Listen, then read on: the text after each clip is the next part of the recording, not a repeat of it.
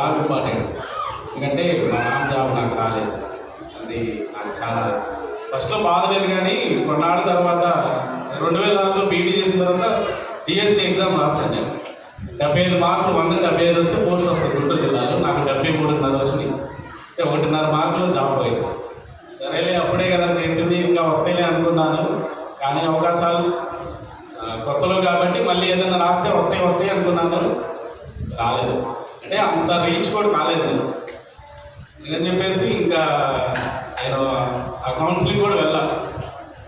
ఎందుకంటే జాబ్ ముఖ్యం అని చెప్పేసి 2010 నుంచి నా జాబ్ వచ్చేదాకా అంటే పెద్దగా 3 ఏళ్ళు 5 రోజులు బాబు చిన్నబాబు హైదరాబాద్ ఉన్నప్పుడు ఎలా చదివేవాడిని అంటే 4-3 నిద్రపోయేవాడు కాదు.